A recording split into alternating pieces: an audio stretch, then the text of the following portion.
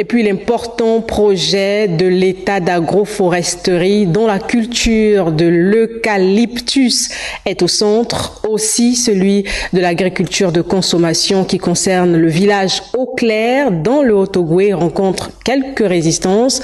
Nos reporters se sont rapprochés des villageois pour éclairer leur lanterne sur la coexistence pacifique depuis un demi-siècle avec cette essence.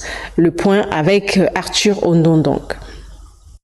Méconnu ou mal connu du commun des Gabonais, l'arbre à croissance rapide appelé Eucalyptus très présent dans le Haut-Ogooué, servant parfois de paysage urbain, est cette essence aux multiples usages industriels et à forte valeur thérapeutique qui est la cible de sombres campagnes de désinformation visant à créer la panique. Ici au village Eau-Claire, quartier périphérique de Léconie, pour retracer le vécu depuis plus d'un demi-siècle des populations de Coriville au milieu des eucalyptus et dont la coexistence avec d'autres cultures agricoles et divers arbres fruitiers est quasi parfaite.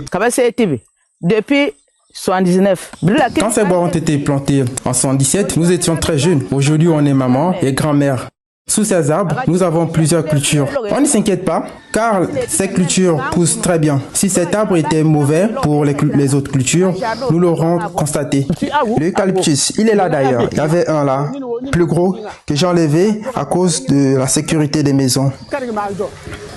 Mais sinon, il y avait assez. Mais j'ai planté, tout pousse sans aucune difficulté. Sous les feux de l'actualité pour un projet phare d'agroforesterie en gestation, les jeunes et les moins jeunes de Eau-Claire entendent apporter plus de clarté sur la confusion voulue ou entretenue autour de la culture des eucalyptus. Comme vous pouvez le constater, ici sur les eucalyptus, il y a de la verdure, donc la végétation. Et tout ce qui se pousse dans la plaine, dans les plateaux, pousse notamment sur les eucalyptus. Et nous ne pouvons pas accepter qu'une minorité de personnes puissent décider la place de tout un département. Chacun a le droit de dire oui et chacun a le droit de dire non.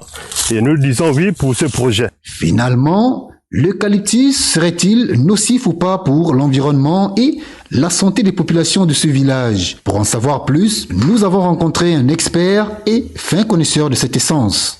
L'eucalyptus dont on parle nous offre un écosystème qui nous permet d'ouvrir de nouvelles voies scientifiques, économiques, sociales. Voici des investisseurs qui ont apporté un projet. Quel est le cadre légal au Gabon pour la mise en place de ce type de projet?